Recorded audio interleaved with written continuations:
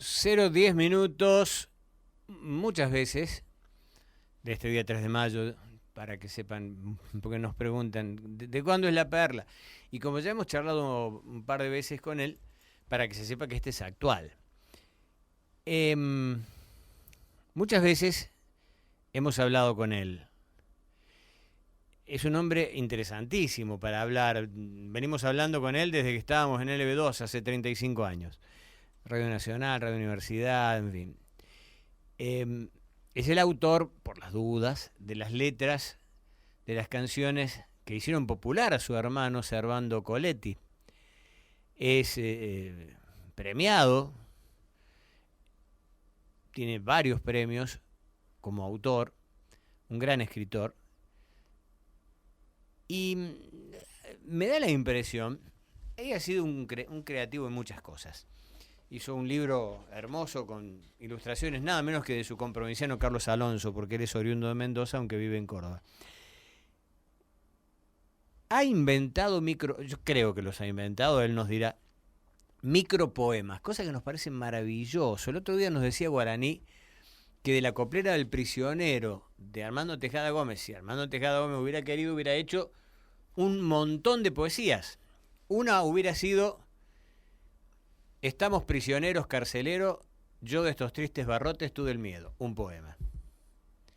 Le regalé una paloma al hijo del carcelero, dicen que la dejó ir tan solo por verle el vuelo. Otro poema. Y así cada frase, cada estrofa era una poesía. Esos serían más o menos los micropoemas que Juan Coletti hace circular por internet, nada menos que por internet, y ya vamos a aclarar por qué decimos esto.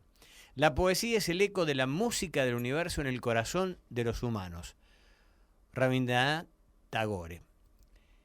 ¿Cómo está, Juan Coletti? Bien, buenas noches, Luis, ¿cómo te va? ¿Cómo está? Es un placer enorme poder charlar contigo una vez más, porque Bien. uno se enriquece hablando contigo. Igualmente para mí. Aparte uno siente la impresión de que en este momento estamos repartidos, multiplicándonos en miles de lugares, ¿no? Y en miles de lugares en los cuales hay amigos, gente que hasta ahora no duerme y escucha tu programa. Yo no escucho radio casi nunca, pero estoy atento siempre a lo que pasa y a mis amigos me saben dar los comentarios, ¿no?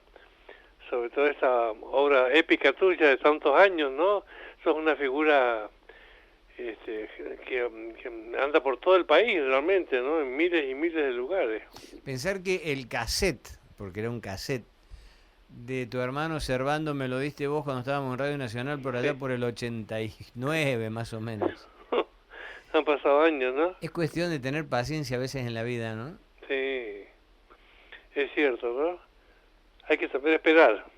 Claro, cosa que no te ha pasado a vos, porque prácticamente, bueno, si bien te has dedicado a otra cosa en parte de tu vida, como es ser gerente de una bodega, por ejemplo, pero sí, desde hace muchísimos años sos escritor. Claro, yo en realidad soy escritor de cuando tenía 13 años. Está bien, eso me lo contaste, pero digo, escritor profesional que publica y sí. Y sobre todo a Córdoba, ¿no? Siempre Córdoba, yo soy mendocino y amo Mendoza, pero ya tengo más años viviendo en Córdoba.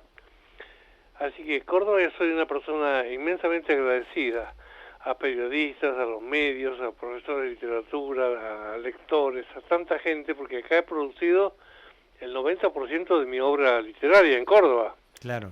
Y acá se ha publicado. ¿Premio MC era? Premio MC. Premio MC. ¿El Patito Coletón? No. ¿Cómo? ¿Cuál era era una obra para niños? No, era un libro de cuentos fantásticos. ¿Cómo se llamaba tu libro para niños que era muy popular? La granja del abuelo Matías. La granja del abuelo Matías, sí. Y la niña que no quería ser bruja, que era otro libro más vendido para niños, ¿no? Uh-huh. Y el premio MC se llama El jardín de las flores invisibles.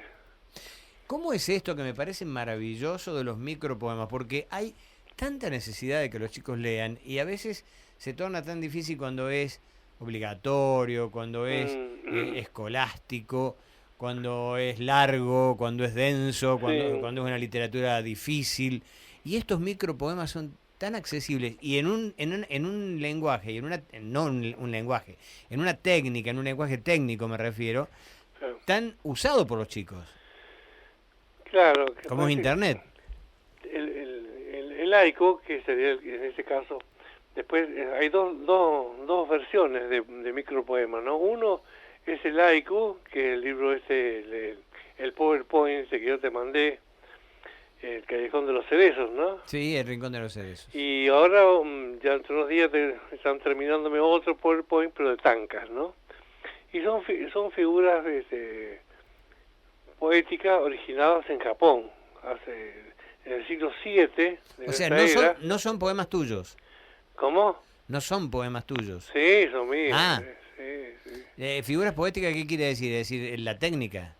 Y la técnica, claro, porque cuento rápidamente. En Japón, el budismo zen, que ha influenciado totalmente a todo el Oriente, en Japón, por supuesto, el budismo zen prevalece como cultura religiosa. Y los maestros espirituales escribían te imaginas, en el año 700, 600 y pico, ¿no? No escribían con la técnica del lenguaje, sino a través con ideografías, ¿no? Con pinceles, ¿ves? Hacían dibujos alegóricos que representaban un texto. Cuando los ingleses fueron, muchos siglos después, y trataron de traducirlo al inglés, aparecían estas formas breves, ¿no? De decir mucho con pocas palabras. Por ejemplo, el haiku tiene 17 sílabas, ¿no? 5, 7 y 5. Y el tanka tiene 31 sílabas. 5, 7 sílabas. Tiene reglas que hay que seguirlas, ¿no? Entonces, esas reglas las establece después Borges en Argentina. Y se expande para el mundo hispánico, ¿no? O sea que los japoneses lo expresan de un modo muy sencillo, pero a través de una libertad expresiva, sintética, pero ideográficamente expresada, ¿no? Aparte yo no sé qué, te lo digo desde lo más neófito, creo que tiene un valor muy importante la ilustración también. Claro, ese es el trabajito que este verano te cuento, y le cuento a mis amigos. Todo este verano no escribí nada más que tancas, ¿no? Los tancas son la otra figura. Tengo más o menos como 300 trabajos y estoy haciendo con una persona que me está orientando unos PowerPoint, que es la forma de meterlos en internet, porque si no llega a ningún lado. Si uno hace un libro de poesía, por ejemplo, con suerte, vende 200, 300 ejemplares, o sea, no es nada, prácticamente una gota del desierto. En cambio, si uno puede meterlo en internet, mandárselo a cientos de amigos, eso se multiplica. Y es lo que está pasando ahora con este Callejón de los Cerezos, que estoy recibiendo notas de gente de todas partes, ¿no? Claro. Aquí en el hub, porque produce un shock, esa cosa que es la sabiduría del budismo zen, ¿no? Es la captación de un instante, ¿cierto? Es un momento brevísimo en que el poeta percibe algo y lo escribe en forma sintética. Bueno, fíjate vos qué paradójico es lo que está sucediendo ahora con el tan de moda Twitter, pero diciendo pavadas y con errores de ortografía y... Claro. Y los chicos lo usan, es decir, que podrían usarlo al Twitter para esto. Lo que pasa es que usan, como incluso nuestra presidenta, manda, por ejemplo, 50 tweets, uno detrás de otro, y cada uno es la continuación del otro, sobre el mismo tema, ¿no? En cambio, en el caso del haiku, del tanka, el poeta tiene que decir algo sintéticamente en pocas sílabas, y a la persona que lo lee le tiene que producir un estremecimiento, algo, ¿no? Estupor, placer, temor, ¿no? Por ejemplo, el primero dice: el azafrán del alba se disuelve en los trigales. Y se ve una foto de trigales muy especial, ¿no? Claro. Y bueno, fíjate, cuando uno viaja, vos has viajado... Bueno, trigales como agitados por el viento. Claro. Yo amo los amaneceres, además lo he visto cuando era niño en el campo. Y este es un amanecer. Y después viajando, ¿no? Claro. Entonces cuando uno va viajando y ve, por ejemplo, de pronto esa cosa, ese azafrán de la salida del sol, ¿no? Ahí está sobre el los sol, trigales, sí. ¿no? Es una maravilla, ¿no? Y bueno, captar ese instante y ponerlo ahí con una imagen, y ahora con el PowerPoint, con música. Entonces uno tiene el texto, la imagen y la música.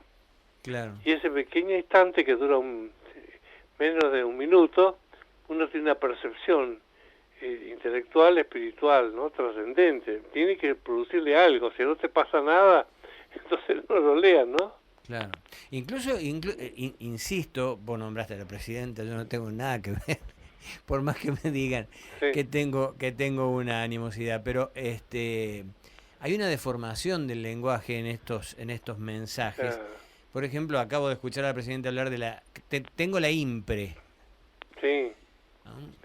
Claro. En boca de una presidenta me da la impre que Claro. si los chicos tienen una tendencia a deformar el lenguaje, está bien que nos hagamos los pibes para captar el voto de los chicos de 16 años, pero por lo menos eduquémoslos, que tengan un lenguaje rico.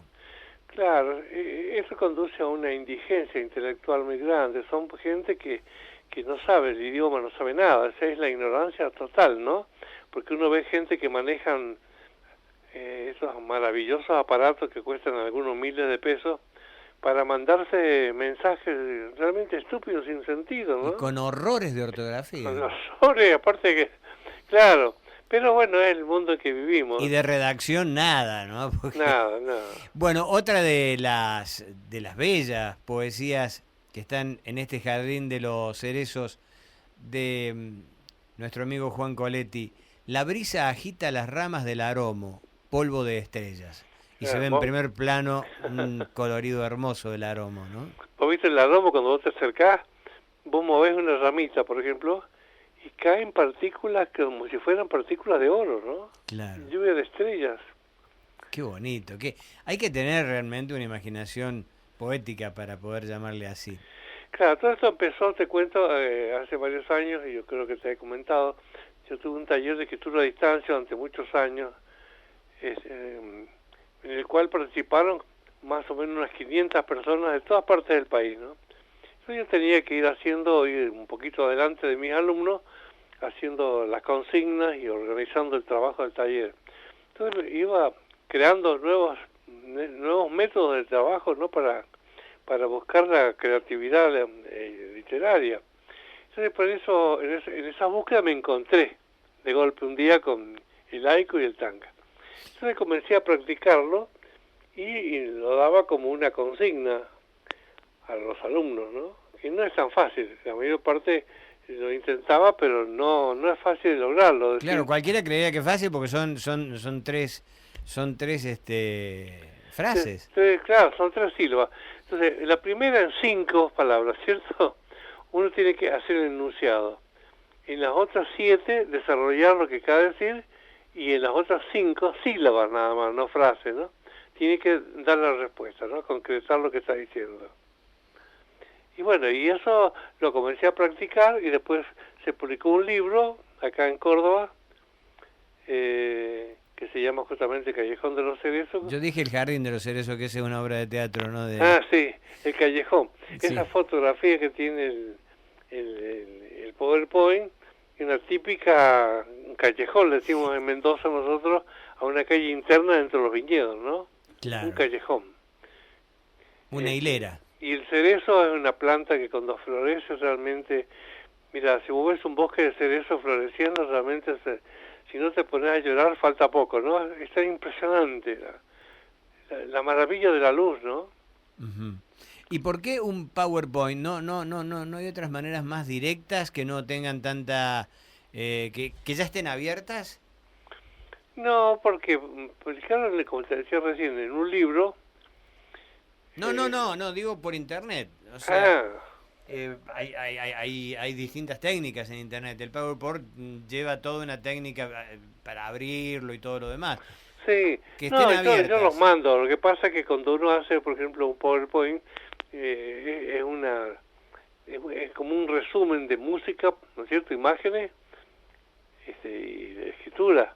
Claro. Entonces, eso una vez que vos lo subes a internet, incluso ahora esta amiga que me está asesorando, que es una especialista, lo vamos a subir a la web, que esté dando vueltas por el mundo. Claro, porque por ejemplo, por YouTube, qué sé yo, se me ocurren otras técnicas.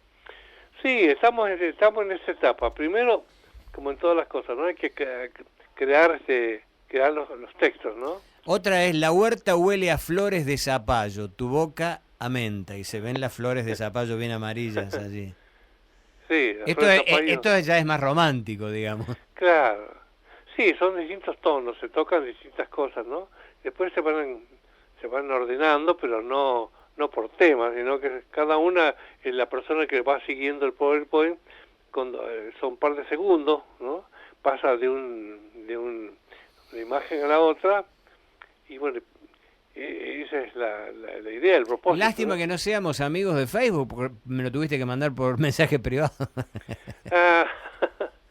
Sí, no, ahora yo estoy aprendiendo también, porque yo veo a mi nieta que tiene 5 años, se pone a jugar con la computadora y yo... No, es que ellos son como alguien dijo, ellos son nativos de Internet y nosotros somos inmigrantes. Sí, yo en la computadora sí hago un montón de cosas, pero ya, por ejemplo, ahora en Facebook estoy aprendiendo, ¿no? Estoy aprendiendo y tengo una página con la cual me estoy comunicando ya con muchos amigos. Y estoy aprendiendo a subir cosas, todavía no sé bien cómo hacerlo, ¿no? Aroma de pan, el horno es la matriz de los milagros. Y se ve un horno de barro bien encendido adentro, con mucho fuego. Claro, con mi mamá cocinaba el pan, allá en Mendoza, siempre para el niño, para cualquier niño campesino, el pan se hace en la casa. Vos ves cuando la mamá está amasando, cuando está haciendo el pan, está leudando, después cuando se prende el horno, se meten los panes y se sacan. Y a veces con mi mamá, cuando vivíamos en esos lugares tan pobres de Mendoza, el postre que nos hacía era uno de los panes, ella lo hundía con la punta de los dedos, le ponía azúcar y lo metía al horno, ¿no? Y salía la cosa más rica del mundo. Este es el postre más rico que comí en mi vida, ¿no? Claro, porque aparte tiene otra connotación, ¿no? Claro. Está hecho Entonces, por la mamá. El horno es la matriz de los milagros. Yo siempre digo, lo repito porque es verdad que uno dice que Cristo, por ejemplo, multiplicaba los panes y los peces, ¿no? Pero mi mamá también lo hacía, porque con lo poquito que ganaba mi papá trabajando en el campo, mi mamá alimentó a 11 hijos, ¿no? Claro. Y los vestía, los mandaba a la escuela, y no sé cómo hacía, realmente no entiendo cómo. Bueno, hablando de peces, en la acequia mojarritas de plata, cristal del agua. Sí. No podía faltar en un mendocino la acequia. ¿Hay mojarritas así de ese color de plata?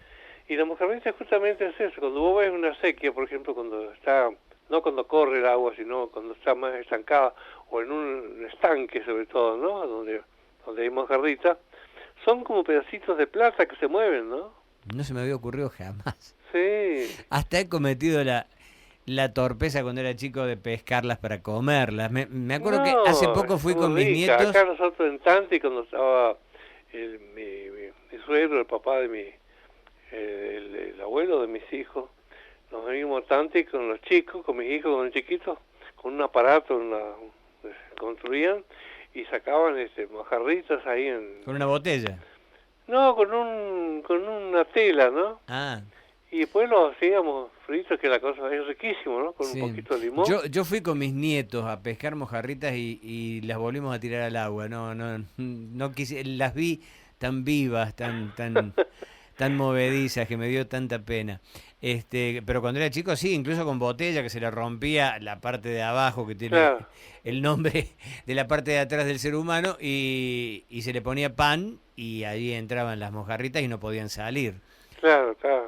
Y otro de los poemas de Juan Coletti, la misma mano que mueve el universo mece la cuna, y se ve una cuna sola que seguramente se mece por la forma que tiene arqueada de su base, ¿no? Claro, eso es un símbolo, es una filosofía muy budista, muy del Zen, ¿no? Porque hay una sola energía en el universo, ¿no? Así como uno dice, habría un solo Dios, un solo universo, una sola energía. Esa que mueve las galaxias, los mundos, es la misma energía que tengo en mi mano para sostener el teléfono, para conversar con vos, ¿no? La energía que mueve el mundo. Así, la misma mano que mueve la cuna, mueve el universo, ¿no? Claro. Es una forma de tomar conciencia trascendente, ¿no? ¿Las fotos qué son? ¿Son fotos tomadas por vos? ¿Cómo es? No, las saco de internet. Ah, las sacaste. Sí. Podrías haber mentido, haber dicho las dibujo yo. Mirá, yo le decía a una amiga otro día, qué maravilla, en el mundo hay mucha gente muy canalla, pero hay mucha gente maravillosa. Vos entras a internet, por ejemplo, hay miles de cosas de gente que pone cosas, las pone ahí, ¿no? Y, por ejemplo, imágenes, hay millones de imágenes de las que uno quiera buscar. Uno pone que sea espárrago, Sí, yo he buscado sí, un sí, canasto sí. con espárrago para un poema mío y aparece un montón de canastos con espárrago. Seguro. Sí, sí, sí, pones imagen y el nombre. Claro, La luz de claro, un rayo antes del bronco trueno, luego la lluvia. Y se ve la ciudad y el rayo atrás, pero claro. en plenitud. Es un instante, ¿cierto? Toda la gente lo ve, lo que pasa es que mucha gente actualmente no ve las tormentas, no ve el cielo, no ve... No, y aparte cuando hay un rayo sale corriendo por miedo a que caiga Claro. granizo y les rompe el auto. No, yo eso lo heredé de mi papá cuando en el campo, cuando hay tormenta, uno se va, se sienta en la galería de la casa y se va a contemplar esa maravilla que es las tormentas eléctricas, ¿no? Cuando éramos chicos sí contemplábamos eso. Claro. Entonces vos ves el rayo y al ratito el trueno, ¿no? El bronco trueno, en un instante, ¿no? Y está percibido ahí, bueno, uno pone el poema, el texto, la imagen y la La luz de musiquita. un rayo antes del bronco trueno, luego la lluvia. Qué belleza en tan pocas palabras, ¿no? Claro, 17 sílabas nada más, ¿no? Cuando uno ve tanta gente que habla tantas cosas, ¿no? Y que dice Yo tantas decía, cosas y no dice nada. hoy le comentaba a una amiga justamente que los maestros espirituales, los grandes maestros, Cristo, Buda, o con quien quieras llamarle, ¿no? Ellos al final de su vida, cuando ya eran maestros, escribían pequeñas frases, ¿no? Que han Claro. quedado. Sócrates, Platón, Aristóteles, y esas frases son las que gobiernan el mundo. Como dijo alguien, los muertos manejan el mundo, ¿no? Claro. Porque ellos prevalecen sobre todos nosotros. Comemos de esa cultura, nos nutrimos de ella y la vamos pasando a otros. O sea, yo he recibido durante toda una vida todo lo que leí, lo que pensé, lo que medité, lo que me enseñaron. Y bueno, lo voy volcando ahora en mis libros, en mis cuentos y ahora en mis breves poesías, ¿no? Bueno, no pongo la música porque te confieso, yo no sé si es un problema de programa, pero no la estamos escuchando. Yo en mi casa cuando lo leí la escuchaba, pero acá no la estoy escuchando, entonces por eso que no la podemos poner. Es una música muy especial también la que elegiste. Claro, sí. No, sí, es para verlo, ¿no? Para verlo, bueno, ya mucha gente amiga, yo más o menos unos 500 contactos los he mandado. Así que a su vez muchos de esos contactos, amigos, me los mandan a otros. Claro, Después uno ya no sabe cuál es decir, a dónde irá a parar, ¿no? seguro, sí, sí, sí, y si no le van a poner el nombre de otro, ¿no? Como autores también, ¿no? Que es lo que suele suceder por internet. Sí, sí. Y mira, ahora calculo que en un par de semanas te voy a mandar el otro PowerPoint, ya con los tankas, que los tankas son poemas también cortitos, pero con 31 sílabas, ¿no? Común Unión, la noche de San Juan, hostias de fuego. Y se ve una de las fogatas que hacíamos cuando éramos chicos en la noche de San Juan. Claro, de Mendoza y San Juan es muy tradicional. Acá también creo que se hacía, ¿no? Se hacía cuando éramos chicos, sí. Sí. En Mendoza era una fiesta que la esperábamos siempre para el 24 de junio y el 29, que es San Pablo, ¿no? Hostias de fuego, ¿por qué se te ocurrió eso? Y surgió, ¿viste? Cuando uno está escribiendo estas Claro, por cosas... la religiosidad que tiene, ¿no? Claro, mira, yo me ha pasado con este verano, me he dedicado solamente a escribir, te decía, estas cosas, ¿no? Y muchas veces me pasaba que a las 4 de la mañana me despertaba y tenía en mi cabeza, tengo un papelito en la mesa de luz y una lapicera y lo anotaba. O ir caminando, por ejemplo, y una palabra o algo, un olor, me producía una impresión, iba escribiendo un pequeño poema y cuando llegaba a mi casa lo ponía en limpio, ¿no? ¿Y todos podemos hacerlo o solo los escritores? ¿Cómo? ¿Todos podemos hacer esto porque parece tan fácil? Sí, parece tan fácil, pero las cosas que parecen fáciles son las más difíciles, ¿no? Cuando veo Efectivamente. una pintura de Carlos Alonso, dice, qué lindo, qué belleza, y uno intentaría hacerlo igual, Y no No le hay sale. forma, ¿no? Boda secreta, esta es una belleza, no solo por el texto, sino también por la imagen, porque se ve la flor, la dama de noche, que es una flor muy popular, que no sé si todo el Ajá, mundo sabe que se llama dama de sí, noche. Nosotros la usábamos con jabón, para hacer pompas de jabón a esta flor. claro, claro. Y el colibrí, que se ve bellísimo, acercándose a buscar el polen seguramente a la Sí, dama de noche, seguro. dice boda secreta de la dama de noche y el colibrí. Claro, yo me acuerdo de Mendoza cuando esas imágenes están guardadas, viste, en tu conciencia. Pues muchas cosas que yo he recuperado ahora son imágenes que están guardadas en ese almacén, ¿no es cierto?, de nuestros sueños, de nuestra creatividad y de nuestra experiencia. Porque yo me acuerdo de haber visto de noche, por ejemplo, en un patio con una pequeña luz que había de la lámpara que no sé, ver un colibrí, por ejemplo, chupando en la dama de noche, ¿no? Y bueno, a lo mejor 50 años después aparecía el poema, ¿no? Ese instante percibido y captado y escrito ahí para que quede, Ahora, ¿no? y ponerle boda secreta. Claro, Ahí está la poesía en esas dos palabras, ¿no? claro. Nieva en la viña, este es un chivo. Nieva en la viña, se escucha la tonada del padre ausente. Y se ve una viña, sin, por supuesto, sin frutos, toda seca en invierno, y llena de nieve. Y la tonada del padre ausente es un tema tuyo que canta Servando. Claro. Sí, sí. Que nosotros lo escuchamos en mi casa todas las noches, infaltablemente.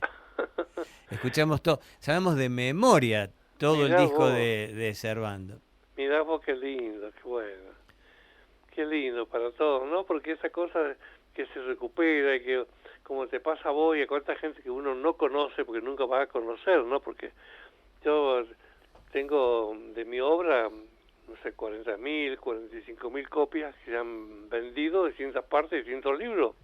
¿En cuántos lugares estarán los libros y cuánta gente que yo nunca voy a conocer ni nos vamos a conocer que han leído un poema, una novela, un cuento?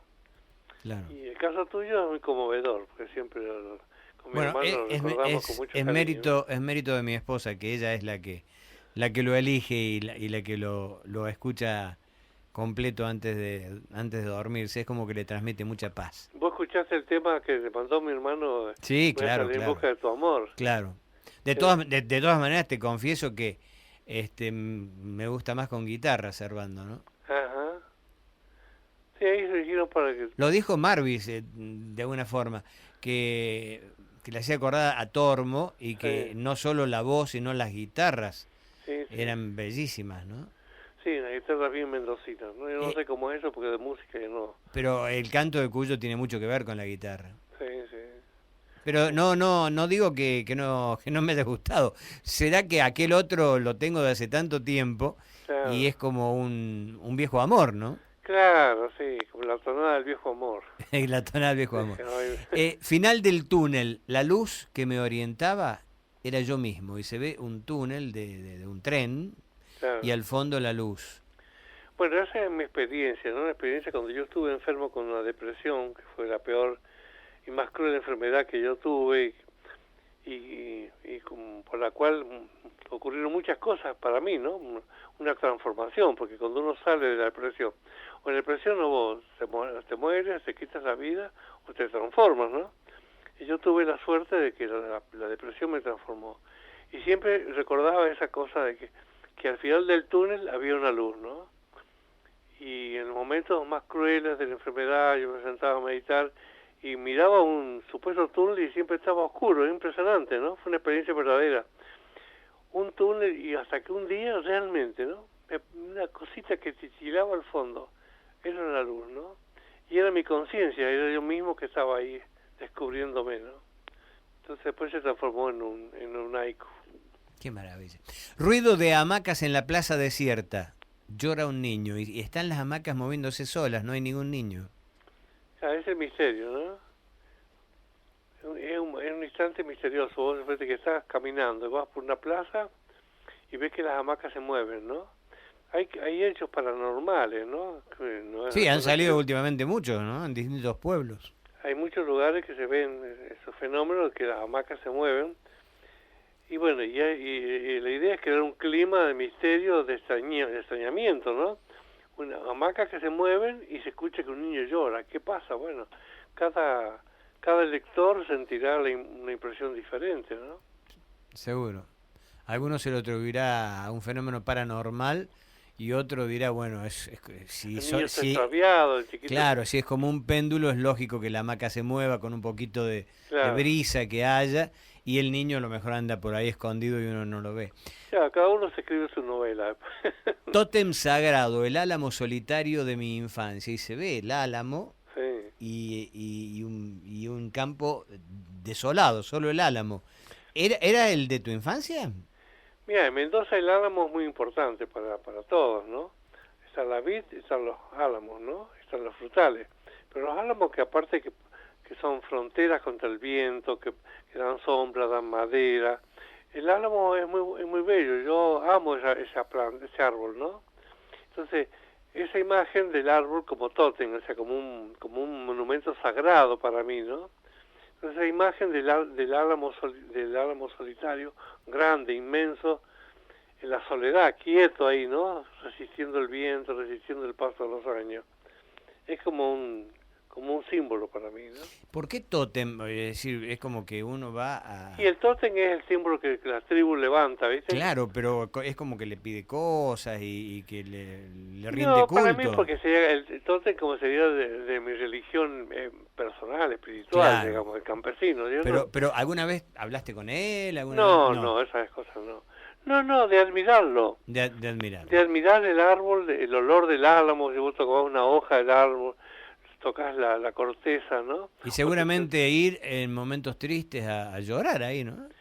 No, cuando era niño trabajábamos y entonces la punta de la hilera de la viña, generalmente había una calle, una alameda, y en los momentos cuando terminábamos arando, trabajando con el asadón, nos parábamos y descansábamos un rato a la sombra de los álamos, ¿no? Acá hay un solo álamo que no da mucha sombra. ¿Cómo no? Sí. Ah, el que se ve ahí en el dibujo, ¿no? Ah, en este no. Claro. Pero la alameda... Sí. Ah, no, una alameda, sí. Claro, una alameda. Este es muy duro el que viene ahora. No dejaré pasar la vida en vano. Jura la muerte. Y has elegido una foto realmente impactante, ¿no? Claro. Que es la muerte, una bella niña vestida de blanco con luz. La vida, sí. Y la muerte que la toma de la mano, con la hoz y todo. Claro, es un juego de palabras, claro, pero que dice mucho, ¿no? Claro, porque pareciera decir, no dejaré pasar la vida en vano porque uno va a hacer cosas. Y es todo lo contrario, ¿no? Claro. La muerte es la que se asegura, y hasta ahora es la ganadora. El hombre ha luchado, desde que existimos como raza humana, desde el punto de vista filosófico, desde el punto de vista científico, médico, el hombre lucha contra la muerte, ¿no? Queremos sobrevivir, queremos vivir más años, queremos estar sanos. Pero la muerte dice, no dejaré pasar la vida en vano. Jura la muerte, ¿no? Y hasta ahora nos gana ella. Y cuando va pasando la toma. Es realmente una paradoja, pero valga, pero muy bella a la vez, ¿no? Claro, sí, no es un juego de palabras, sino que es una expresión filosófica. O sea, claro. Es como siempre decimos, yo no voy a dejar pasar la vida en vano, dicen. Todos decimos eso, ¿no? Claro. Voy a luchar, voy a hacer trabajar, cosas. Pero después se acercan, te tocan el hombro y te dice la muerte con la guadaña. Tenés razón, hermano, ¿viste? Te dicen, vamos. No voy a dejar pasar la vida en vano. Un único ser y millones de espejos, Dios hecho carne. Y la foto que elegiste, no sé si es la que corresponde con el texto, pero es un muchacho que mira un espejo roto en pedazos. Claro, son las caras que se repiten en un espejo roto. ¿Viste los juegos de espejo que se hacen a veces?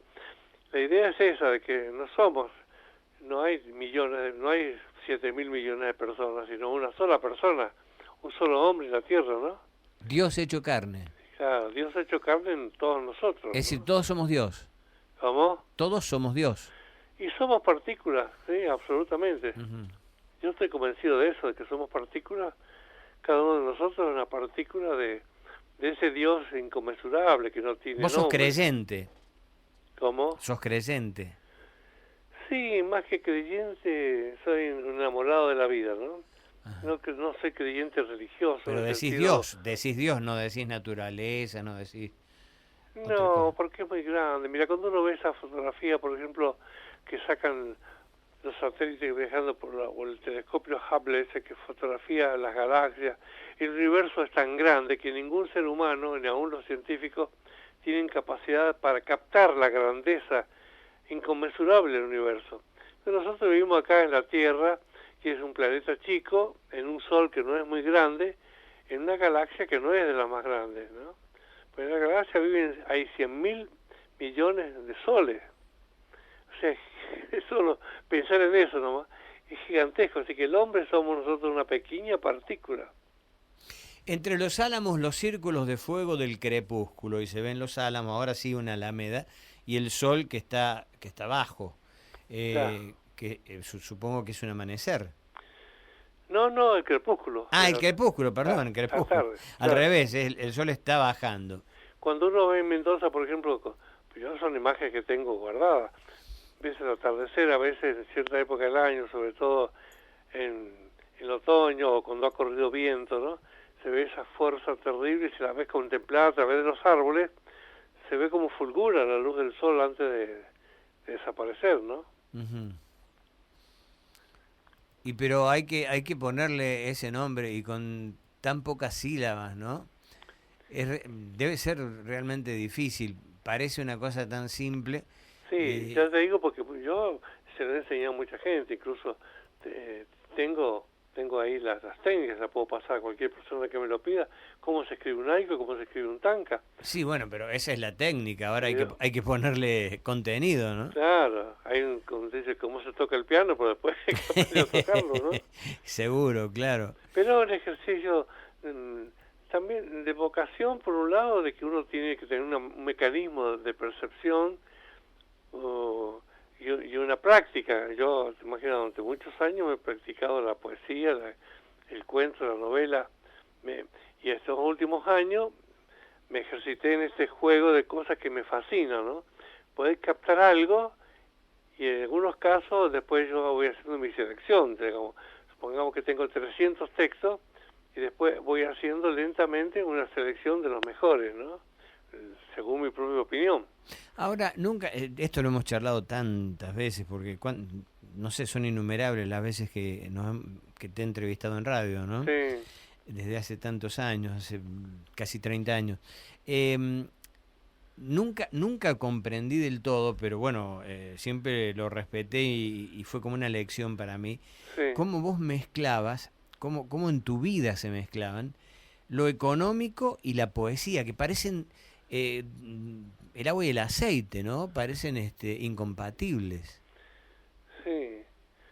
Porque fuiste gerente de una bodega, porque, qué sé yo, alguna vez nos cruzamos en la bolsa de comercio. En fin, nunca entendí cómo un poeta podía también conllevar dentro de esa misma actividad la otra, ¿no? Claro, Y vos me lo explicaste una vez. Claro, cuando yo gané el premio MC en el año 78, han pasado muchos años, ¿no? Sí. Era gerente de esa empresa de vinos acá en Córdoba, ¿se acuerda? Sí, pero ya escribías. Sí, por supuesto. Claro. Y había ganado el premio MC Sí, en ese sí. tiempo. Y muchos amigos que eran ejecutivos de empresa con los cuales compartíamos la tarea de manejar empresas. Éramos gerentes de traje y corbata, ¿no? Seguro. Y me llamaban por teléfono y decían, vos sos el mismo tipo que aparece en los diarios, en la televisión, que ha ganado un premio. No podían creerlo, ¿no? Es que es difícil, no se dan muchos casos. Claro, pero es lo mismo que cuando uno se da, mira, cuando yo vine a Córdoba, yo tenía 36 años cuando vine a vivir a Córdoba, era muy joven. Y un día iba a hacer unas tareas en Mendoza en avión. Y el avión, antes de llegar a Plumerillo, había desviado y justo pasaba por los campos donde iba a vivir cuando niño. Así que el avión iba muy bajito, iba viendo Feliz Beltrán, Rodeo del Medio, todos esos lugares de Mendoza, veía los viñedos, los canales, las acequias, ¿no? Y me impresionó porque hacía muy pocos años que yo había estado por ahí, casi descalzo, trabajando con un arado, con un asadón, ¿no? Así que el mismo niño que era un campesino humilde, después era un viajante de comercio, después era gerente, y bueno, Yo creo que esa versatilidad es lo que a mí personalmente me ha enriquecido, ¿no? Claro.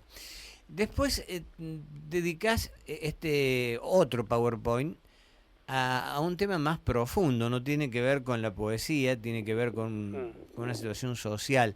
¿Esto lo escribiste vos también o transcribís lo que otro escribió? ¿Cuál decimos? ¿Cuál es el Niños tema? esclavos. ¿Cómo? Niños esclavos.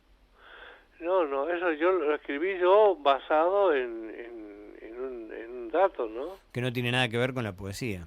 No, yo tengo muchos trabajos, muchos tipos de pequeños ensayos que he escrito sobre distintos temas que me apasionan. Incluso tengo un texto que yo escribí hace muchos años que se llama Yo también fui un niño esclavo, ¿no? Porque cuando yo era niño trabajaba con mi papá, mis hermanos, mi madre, y los niños trabajamos gratis, porque a mi papá le pagaban un sueldo miserable a cambio que trabajara, pongámosle 10 hectáreas de viña. Pero la obligación era que trabajara toda la familia. Así que los hijos trabajamos gratis, ¿no? Yo trabajé tantos años con mi padre, pero no nos pagaban nada. Éramos niños, como ahora mismo, después de tantos años, o a Mendoza, al Chaco, a donde vaya. No, aquí en Córdoba también. Esos chicos trabajando, claro, el niño es esclavo. Por no contar los que piden, que es una forma de trabajo también, ¿no? Porque tienen que llevar el dinero a la casa. Sí, el niño campesino sobre todo no se queja, no tiene conciencia social, porque vive aislado, no es como el que vive en las grandes ciudades, ¿no? Que vive en los barrios más pobres, tiene un odio profundo porque él ve la riqueza, ve la diferencia social. El campesino no, ve su mundo.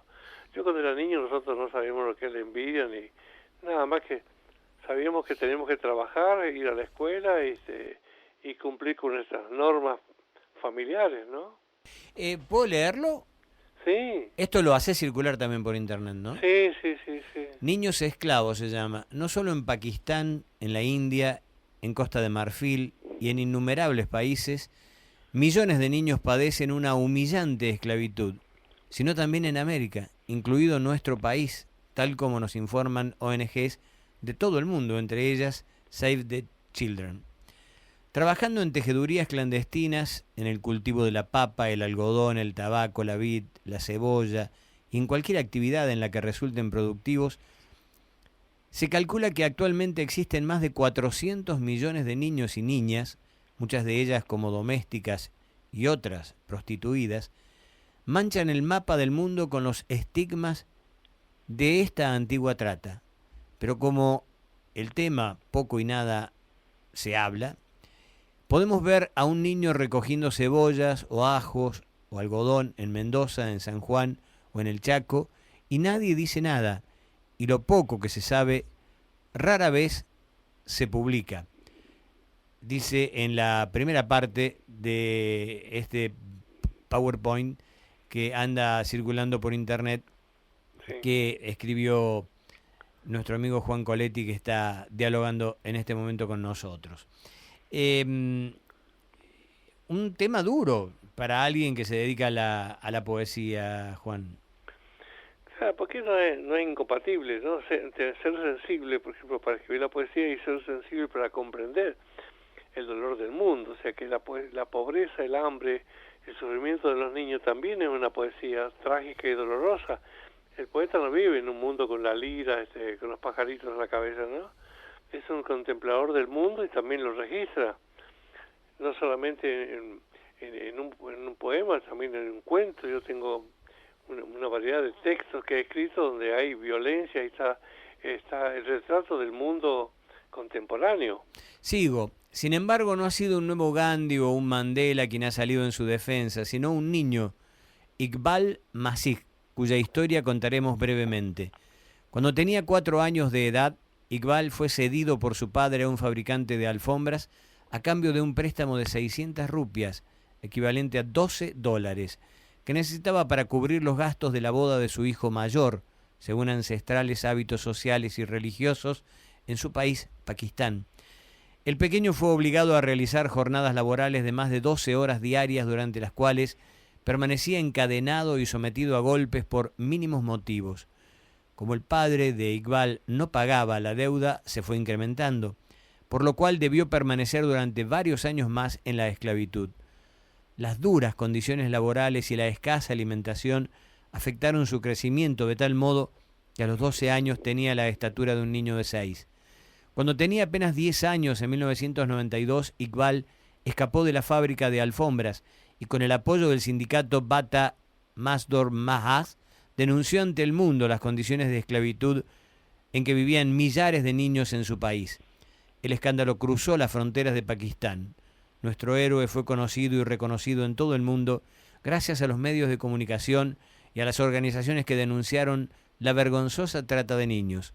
El 16 de abril de 1995, mientras Iqbal circulaba en bicicleta, fue asesinado a tiros por un grupo de sicarios a cuyos amos sería muy difícil identificar. Ese fatídico día es recordado desde 1998 como Día Mundial contra la Esclavitud Infantil. Hoy nos preguntamos, ¿hemos honrado el legado de Iqbal Masih? ¿Fue la suya una lucha y una muerte en vano? No tengo respuestas. Solo se escuchan las voces del silencio. Impresionante, ¿no? Sí, pero es importante que también no solamente escribamos poesías y cosas líricas, ¿no? Sino que también el escritor debe estar comprometido con el mundo en el que vive. Entonces, cuando aparece un tema como ese y otros que por ahí he publicado, que están dando vuelta, tiene que ver con la injusticia, una cosa que te queda. O sea, yo no tengo resentimiento, porque te digo, soy campesino. El campesino no tiene resentimiento, pero sí tiene conciencia. Cuando crece y lee libros, se transforma en un campesino ilustrado, como el caso mío. Entonces estamos viendo el mundo. Yo detesto las dictaduras, detesto que se humilla a un niño, se prostituye a una joven. Tengo un absoluto desprecio por todo eso. Realmente me parece escandaloso, ¿no? Y sigue pasando. O sea, la gente dice, bueno, ¿no? Vivimos en un mundo en que a nadie le importa un cuerno lo que pasa en la casa de al lado. Alguna vez hablé con una monja que estaba en el África, en un país muy, muy pobre, donde había realmente un tráfico, pero había barcos enteros que llevaban niños para ser explotados como esclavos. Y apenas se alejaban unos metros de su casa, ya corrían el riesgo de ser robados por estos sicarios. Sí, o por ejemplo, en las guerrillas que hay en África, hay niños de 8 o 10 años con un fusil que los mandan a pelear, ¿no? Claro. Pero ¿quién los manda a pelear? Nos mandan las grandes empresas internacionales que manejan el petróleo, las piedras preciosas, ciertas sustancias minerales que se sacan para el mundo de la robótica, etcétera, etcétera, ¿no? Bueno, Entonces, seamos absolutamente equitativos. A veces también los mandan a pelear quienes supuestamente quieren hacer la revolución. Claro. Sí, es toda una infamia, realmente, esa es la palabra, ¿no? Toda una infamia en el mundo. Pero no se hace mucho, realmente. Para colmo, la cantidad de gente que nace en el mundo, somos 7.300 millones en este momento, ¿no? Y esa franja inferior, la más grande, donde hay miles de millones de personas en la pobreza. Acá mismo, o sea, no solamente en África, acá en la Argentina, ¿no? Los niños pobres que hay en el Chaco, que hay en la Pampa, en tantos lugares, ¿no? Viviendo en la pobreza más vergonzosa. Y nadie hace nada, porque realmente a la gente les interesa, a los políticos les interesa llegar al poder, porque son todos, la mayoría de ellos, no todos, ¿no? Son aprendices de ladrones, ¿no? Y no se conforman con robar $1 millón, sino cientos de millones, como nos está pasando en este momento, ¿no? Efectivamente, y ese dinero es el que le falta a esos niños. Claro, ¿qué se queda? Cuando vos comes 2 tajadas de pan, hay una tajada que alguien no la comió. Es un cálculo muy sencillo, ¿no? Entonces, bueno, como yo no puedo salvar el mundo, ni puedo ayudar a los niños que pasan hambre, pero por lo menos en mi discurso digo cosas, ¿no? Protesto, escribo algo, lo digo, como en este momento se lo estoy diciendo a vos para que lo escuchen miles de personas. Repudiar toda esa cosa vergonzosa que es atentar contra los niños, ¿no? Humillarlos, violarlos, golpearlos, desde la maestra que le pega a un niño, del padre que los abofetea, desde el abuelo que no tiene respeto por sus nietas, en fin, una larga historia y vergonzosa historia en la que vivimos los humanos, ¿no? Juan Coletti, como siempre, ha sido tan enriquecedor charlar contigo y pareciera ser que esta hora de la madrugada se presta más todavía para escuchar tus palabras, tus reflexiones. Pasamos de la poesía, de este método, ¿cómo se llama? El método de los breves poemas. Los haikus y los tankas. Haikus y tankas. Bueno, ¿qué espero, los tankas o los haikus? Estos son haikus, son 17 sílabas, ¿sí? Espero los tankas. Y después los tankas van la semana que viene. Bueno, muchas gracias, Juan Coletti. Bueno, muchas gracias a vos, Luis. Y nos vamos con la tonada del padre ausente. ¿Cómo? No, como vos decías, está lindo para escuchar la tonada del padre ausente. Bueno, lo escuchamos. Chao, hasta luego. Chao.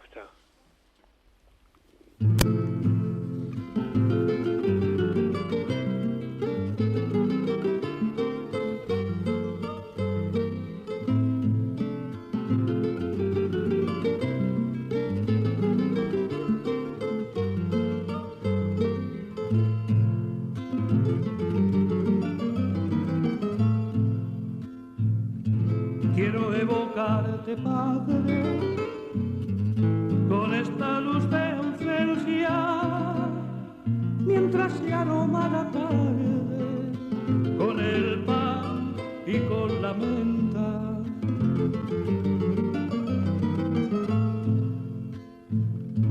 Entre los verdes viñedos anda tu gentil presencia, hecha de tierra y de sueños, con una esperanza nueva.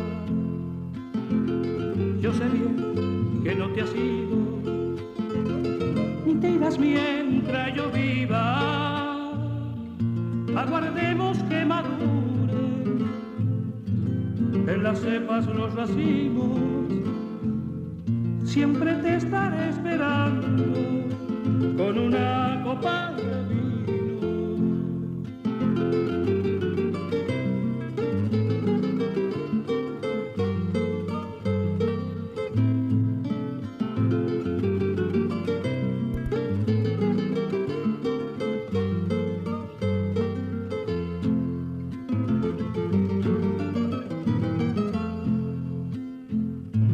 Quiero ofrecerte, Padre, mi oración hecha tonada, eternamente amable, como el canto del agua.